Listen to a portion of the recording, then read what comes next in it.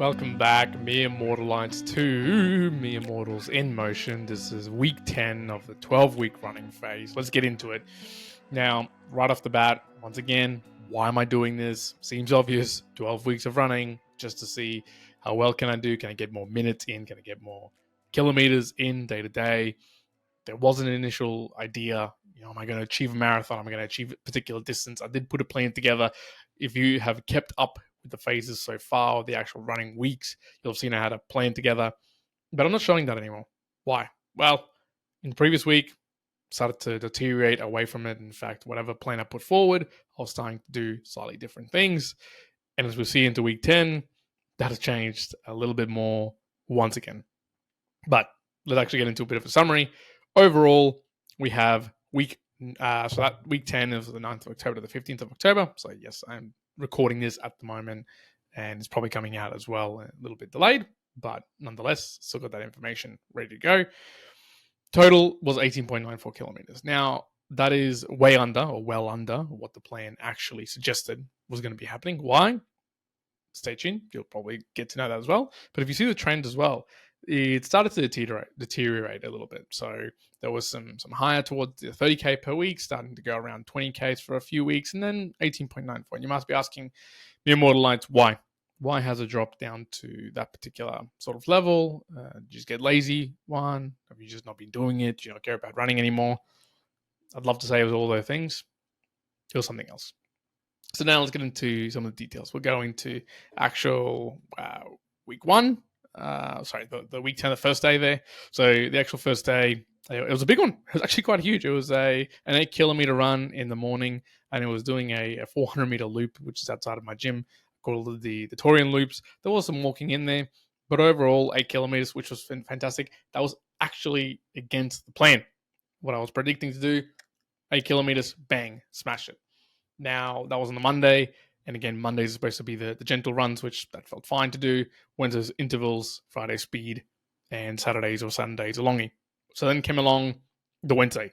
And once again, I was wanting to do interval workouts. Now, originally, the plan was to go down and do 400-meter runs with 50-meter walks, essentially every 400 until I got to 10 kilometers. I believe that was the plan. I got there on the day, and what I actually found on the Monday doing that 8-kilometer was I felt slightly my right calf tight. There was some tightness towards the bottom of the ankle. Don't know if I had understretched it.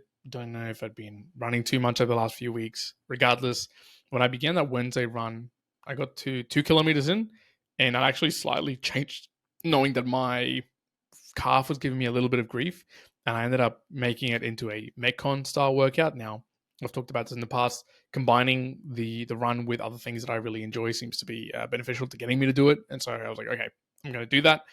And I got myself to 2 kilometers in, and it just felt odd. Something felt odd about my right calf. There was tightness down at the bottom of it. I'm still nursing an injury in the right forearm, and I didn't particularly want to get more of an injury somewhere else. And all of a sudden I can't run, I can't do any upper body movements, and it's just going to suck. That's going to just be terrible. So I, of course, continued and ended up doing 4 kilometers, which was a step back on what I originally wanted to do realistically in the long term of it. After that, I attempted to walk into work, which is around a 2-kilometer walk, which I did, but I found my calf starting to give me more grief, more pain. And it wasn't really until the following day that I went, yeah, no, I have done something bad here. I'm actually going to completely stop. That same afternoon, I actually went on for, it says a little afternoon run, but it was at a 10-minute, 44-kilometer pace. So not a run. It was really just a over 2-kilometer walk, essentially, with a fast walk with a group of people who I run with on the Wednesdays, and just tracked it as that. Now, that gave me the guidance where, hey, I'm going to continue doing that. But I felt that injury. I felt something pull. I went, I need to pull back. No actual jogging, no fast movement. So what I did instead was on the following day, on the Thursday, I pulled it back completely. I ended up doing just some bike work, so 15 kilometers on the bike. Just a bit of a sweat, nothing on my feet to try to get off the ankle, get off the calves. And interestingly enough, so no speed work was done on the Friday. On the weekend, I was coming around there was the plan to go very long. Didn't do that. I had Bridge to Brisbane here in Brisbane, Australia to attend to. We had a 4.5 kilometer planned out. I wasn't necessarily going to run it all the way, as I was going with my partner and my little girl. But in the end, it was a bit of a mixture of really quite challenging to do it just because of the pain and the injury. I sort of was nursing in the calf, in the right calf, and look, it just felt like a bit of a tightness or a pull there. But also, basically carried my little girl the entirety of the way. So that was a 15-minute and 9 kilometer pace for 4.5 kilometers, which is, even slower. So it's a good, nice, gentle pace. However, it was 30 plus degrees in the middle of the day. So that was nuts in its own way. So look, ultimately 18 odd kilometers was moved around, some running, some walking. A lot more other walks were done, but I just don't track it specifically to that nature and how I'm talking about it here to sort of feedback. Biggest learning was I think I pushed it too far in some of the runs. Not across the week per se in volume, because even with the plan that I had put forward, I wasn't meeting it. And I'll need to retrospect to see, was I meeting that or overshooting the whole 10% extra week on week in terms of minutes and volume of kilometers? Perhaps I was. But I also think it was those larger, like the Monday 8 kilometer run, where in the past I just hadn't been doing those lengthier runs like I had planned. And so then following through on the plan was just a little bit too much for the body to handle realistically. So yeah, I think it's retrospecting, at least directly right now, it's one of those that over the week, you have to make sure that you're not week to week increasing it too fast, but also individually to each run, you need to assess whether you've been running 4 and 5 kilometers and all of a sudden you push to a 15 kilometer, or for me, running 3 and 4 kilometers and then pushing to an 8 just randomly to try to follow the plan, but not really following the plans for the last couple of weeks can also get you, which of course it got me. Now, towards the tail end of the week, thankfully, I did learn some of my lessons around this. One, I didn't want to get injured somewhere else, like on a lower body. So I really tried to rest it as much as possible, as much as that actually is for me. Some people might be complete rising,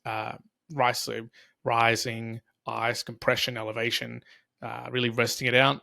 For me, it was, okay, I'll move, but just gently. I'll move gently. That's my version of trying to look after my injuries, to be honest. And I know that that's a deficiency, but that's what also makes me who I am, Mere Mortalites. So that was week 10 of a 12-week running phase.